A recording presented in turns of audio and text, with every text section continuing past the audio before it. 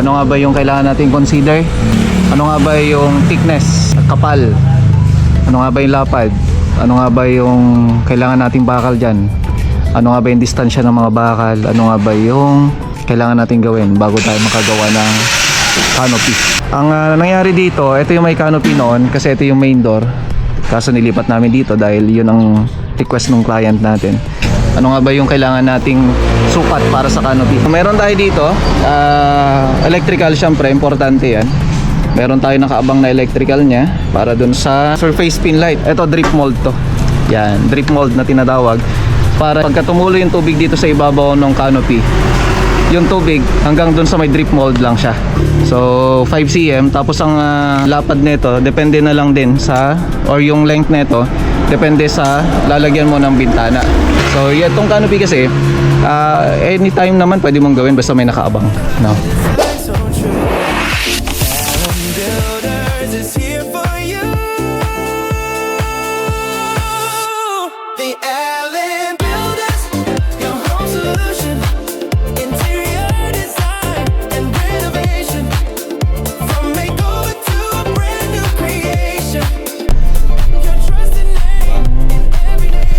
Saya-saya ko, alam nyo bakit? Pakpo ba tayo para malaman ninyo? Ayan o, bago tayong kotse. Bagong sasakyan ng tropa. Tingnan nyo, isa sa mga leadman ko. Tingnan natin, kilalanin ninyo. Ito yung proyekto natin. Ayan, naglalagay na ng canopy dyan. Tapos sa mga nagpapalitada na lang dyan, mamaya i-update ko kayo. Ayan si Papa. Ayan si Nelson. May katiya po baka matagamin. Yan na. May katiya po baka. Ay, masaking tawid na kaya ating nagpapalmaganday. Kasi na tayo? Po? Ayan, so eto yung mason ko, leadman. Ayun, nakakotse na, papasok. Go na. Nakakotse, papasok, no? Sana all. Hindi, isang biyaya, mga kamusta. Ayan, so kalalabas lang niya to kahapon. Espresso. Ayan, diba? Ayan. Good luck sa tropa, syempre. And saka syempre, congrats. Isa sa mga achievements ng buhay yan. Alam nyo yun, nasa construction work ay construction, pero tinan nyo nakakapundar dahil sa disiplina sa buhay. Kasi ito wala siyang bisyo. Pag umiinom lang may bisyo. Tsaka lang madabisyo na dainom mo na datay sana. Okay, so sa ngayon ito bibigyan ko kayo ng update dito sa site. Electrical ongoing kami. So itong bintana, ito nag-usap nga kami ni client, ni Madam. So ginagawa na to yung mga bintana natin. And then tong tiles, papapiliin ko na lang si client natin. Kasi yung mga tiles na napili niya, parang mahirap hanapin. Kaya maghanap kami ng tiles na possible na ilalagay dito. Kasi sa mga susunod na araw, lalagay na namin yung mga door jamb bago tayo mag-tiles. So, eto malalatagan na rin to. Ayan, tinatapos na nila. So, etong leadman ko, galing sa kabilang project. Ngayon, tapos na sila doon, dito na sila. Paglalagay na rin kami ng PVC dyan. Pagkatapos lang ng electrical. So, nandyan din yung si biyanan ko, si Papa. Tsaka si Papa syempre. Siya naman sa electrical naman. Siya naman ang head sa electrical ko. And sa paint naman si biyanan ko rin. Ito, renovation kasi ito kaya walang mga switches dito. Wala mabalin. Poste to hindi, ayun natin na yun. Ayun poste. Hindi yan napalitadahan. Hindi ko yung pinasama sa palitada kaya naka-flash na ganyan. And dito, ito storage yan. Ngayon nakapaglihan na kami. Maayos na yung wall Tapos to nilalatagan na lang din. Matatapos lang naman na yan. Saglit lang naman na maglatag. Tapos to nakapaglatag na rin. Then mabubuo na yan. Dito naman yung mga gypsum board. Bali ang ginagawa na lang nila, naglalatag na lang sila. Alam nyo yung service na ito, motor yun. Manutawin na yung motor mo bro. Mamaya kausapin natin para ma-interview. Ayan, si Nelson Ila. Ay, nakakotse na. Anong feeling ngayon, bro? Ay, naragsa, boss. Oo, pero yan ah. Siyempre. So, sunod na yan. Sabi ko nga sa kanya, naka-pick up na yan eh. At inilatagan natin sa may Cavite Cove. Tapno Malpas. Sa Duaman, Tapno pa. Ito kasi si Jan dyan. Bago lang namin na tropa to. Ito si... Mano taon mo kanya, bro? Paano, boss? 4 years. Yan, 4 years na. Di ba? Ngayon, nakakotse na. Di ba daw mala kotse mo eh? Awan. At available di Paris. Pang pamilya mo, baling kagpasyar dyan. Inyo ba na pagpasyar mo? Diyan na bako mo?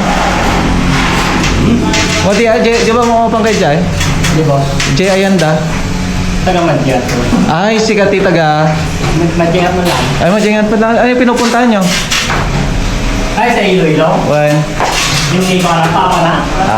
Ayan. Taga Iloilo yung biyanan neto. Ilonggo. So, doon sila namamasyal. Ay, ngayon, pabalingkad ko, nagloganan na. Bayaland. Sige, ka daw sa naglatagan. Okay. So, yan ay ginagawa ng tropa ngayon. Para dito, ganun na rin. Target namin, masilingan namin to lahat by next week. Kasi patapos naman na lahat yung electrical na lahat na para makapag-tiles na kami. Kasi ayun, kailangan matapos na lahat. Okay? So, maganda ako. Ayun si Papa. Yung canopy dito, malalagyan ko pa yan. So, canopy installation tayo. So, ano nga ba yung kailangan natin consider? Siyempre, ano nga ba yung thickness, kapal? Ano nga ba yung lapad? Ano nga ba yung kailangan nating bakal dyan? Ano nga ba yung distansya ng mga bakal? Ano nga ba yung kailangan nating gawin bago tayo makagawa ng canopy?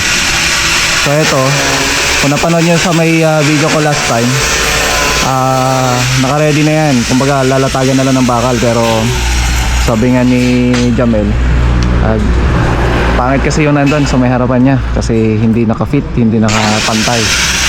So tama nga lang din naman na maayos bago matapos. Actually hindi ito yung naging focus kasi nila kasi maraming ginagawa dyan sa loob. So ito, saglit lang naman gagawin yan. So bali ito, i-share ko lang sa inyo kung ano yung mga ginagawa namin.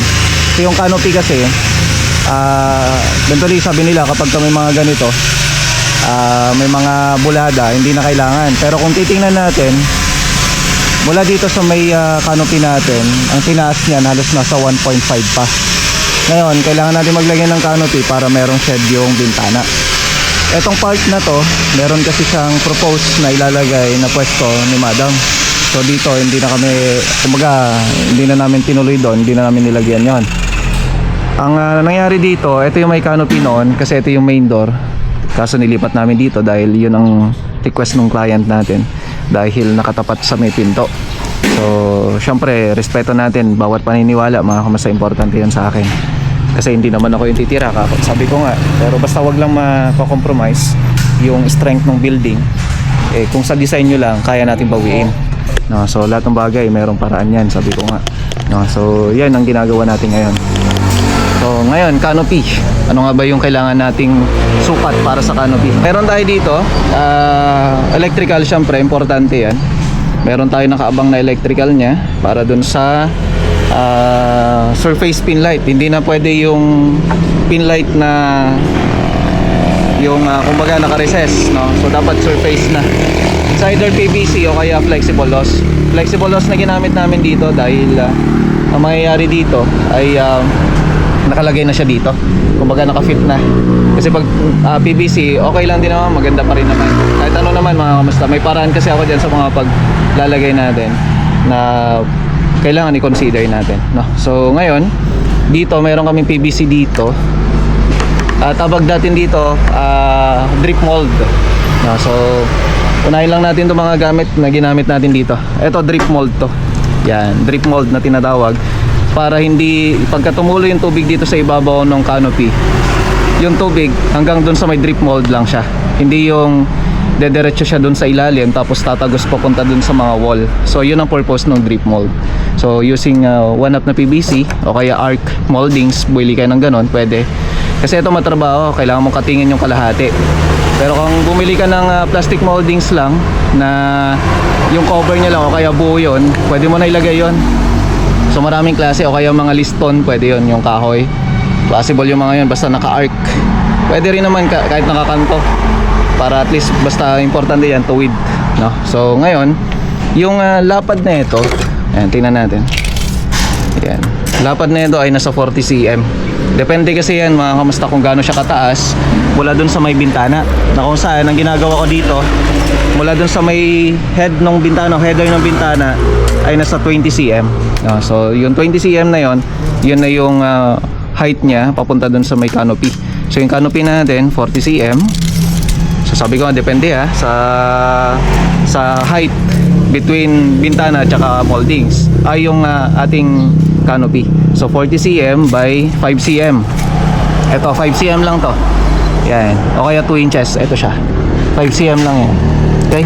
Nakaganyan yan. Kasi hindi naman nila isasagad yung buhos niyan. Okay? So 5 cm tapos ang lapad nito depende na lang din sa, or yung length nito depende sa lalagyan mo ng bintana. Pwede rin kasi na by bintana, pero mas maganda pag buo. Kasi syempre maanggihan lang din naman. So yun ang purpose kasi nito. At ang isa pa, yung bakal na ginamit natin dito ay 10 mm. So yung distance na ito ay halos na sa 10 to 12 cm lang. So mas matibay, mas maganda. Maraming nagtatanong bakit daw nauna yung pintura, nahuli yung canopy. So itong canopy kasi anytime naman pwede mong gawin basta may nakaabang, no? Basta na may nakaabang. Ito hindi namin binarena, ha? Nakaabang yung mga yan. Nakakapit dun sa may horizontal o kaya sa may biga. O kaya naman ginagawa natin dyan ay dun sa may ating lintel beam. Dun natin siya kinakapit. Okay, so yun ang paraan natin mga kamusta. So etong drip mold natin dapat nakasunod hanggang doon. Ayan, so napapansin hanggang dito. Okay, so yan na lang. Tapos bubuhos na tayo mga kamusta. So dapat naka-splice talaga siya na ganito. Hindi yung ginajumper mo sa likod ng outlet, no? So minsan kasi pag nasira yung outlet, ano nangyayari? Masisira na rin yung pinag-jumperan mo. Kaya kung yung jumper yung problema, wala na, sira na. So yun yung isang bagay, kaya mas nire-require namin naka-splice siya para mas safe, mas sigurado. Yan, so bali dito puro finishing kami.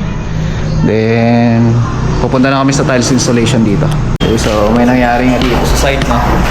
Wala kami ng wire no. Sikat na Jay? Lunes na ba? Lunes na Jay? Lunes, tansa. Pero pa hindi ka nagana para. Hati-hati ka rin sa Lunes sa wala. Awan di Lunes awan. Kita man ako mo din. So nawalan tayo ng wire. Tuloy pang kisame. So baba okay na to lahat. Pero yung mga wire na pang kisame, wala. Kung nag-interesan, hindi ko alam kung paano nangyari. Pero nanakawan tayo. Although open to, sa sobrang tiwala ng tropa, iniwan nila dito. So sa ngayon, sabi ko, iuwi na nila. Kasi araw nga ng Sabado ngayon to. Sabi ko, pull out na nila yung mga gamit. Sa ngayon kasi pagka Sunday, nauwi yung tropa, nauwi sila sa kanilang pamilya nila, syempre. Wala mag-i-stay dito. Pero yung weekdays, may nag-i-stay. So sa ngayon, yun yung isang bagay. Ayan, mahirap mawalan mag-realize kasi pati tiwala sa bawat isa nadadamay. So abangan nyo yan, may canopy natin bago. Kunyati ko displacement yung makina na